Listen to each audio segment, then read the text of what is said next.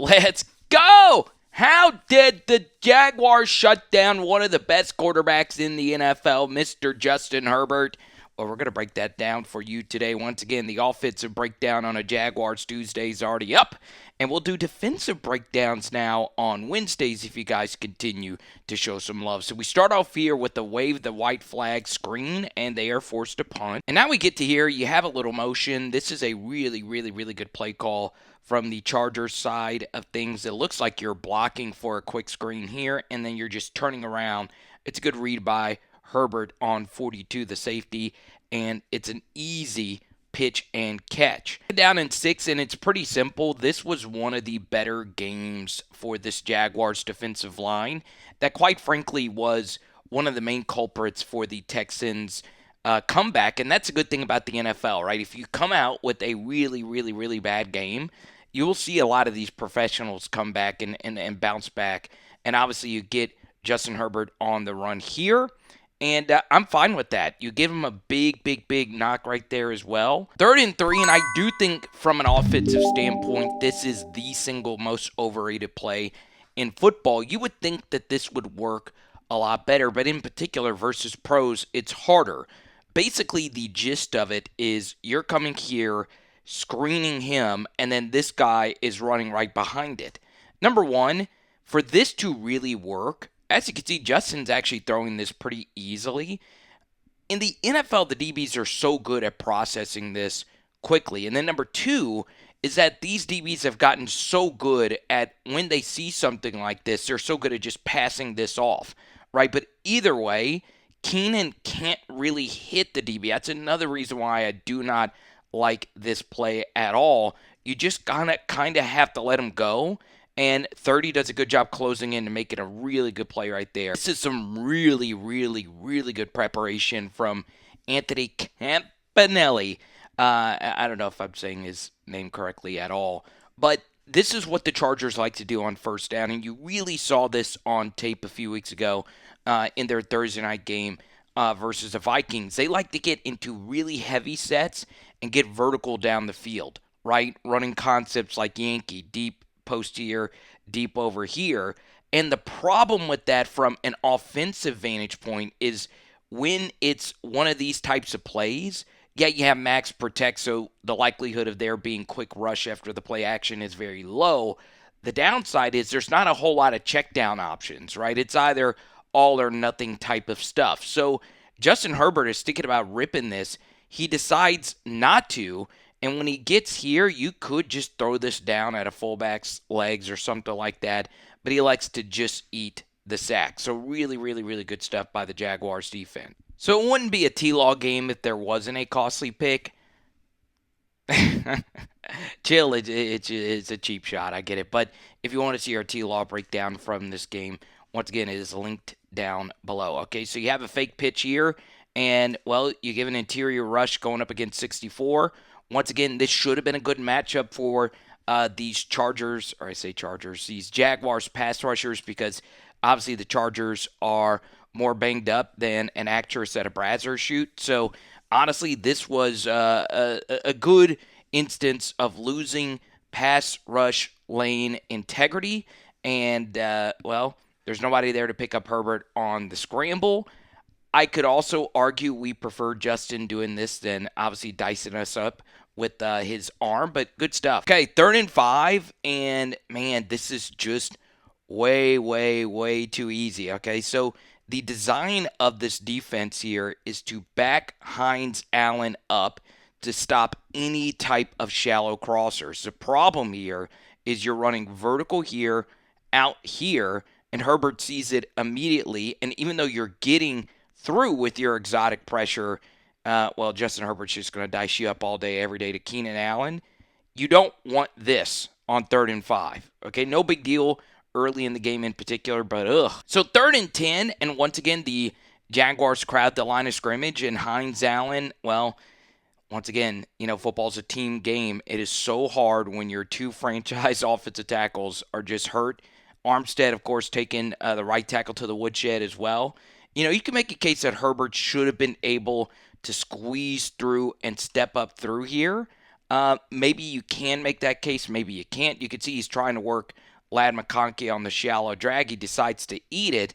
And this is just a ridiculous play right here by Hines Allen.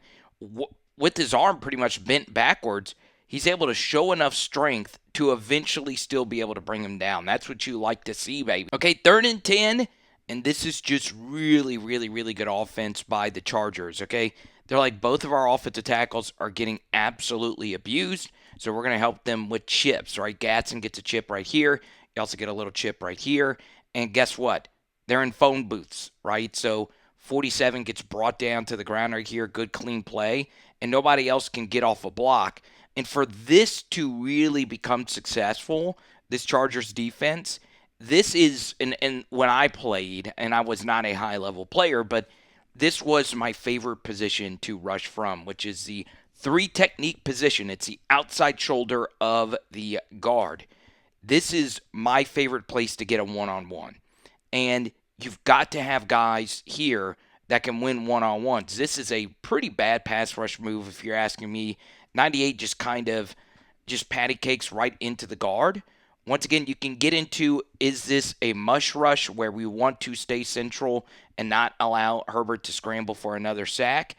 I could hear that out, but if we're playing zone on the back end, it's not as important pass rush lane integrity as if it was man coverage. So 98 just gets absolutely abused while everybody else is doubled, essentially. So Herbert has all day. I mean, he can run to Green Cove, get himself a margarita.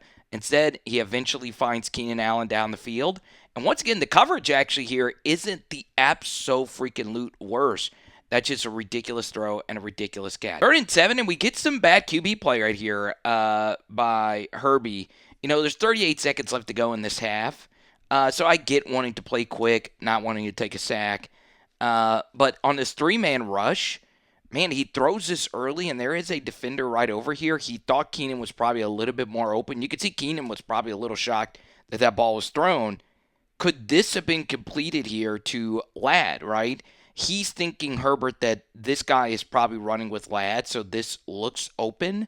But, man, I don't know. It's just not a good throw. It is also a slight drop, but you get the stop. Yeah, so 2nd and 8.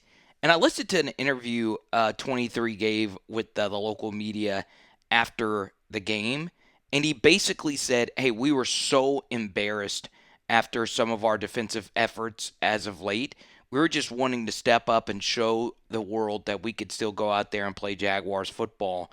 And, man, this is some ridiculous defensive play right here by 23 because 15 here, Lad McConkey, is absolutely lethal with the football in his hand. So he probably thought when he caught this football that 23 would be pursuing down on him a little bit harder and then, boom, turn the corner.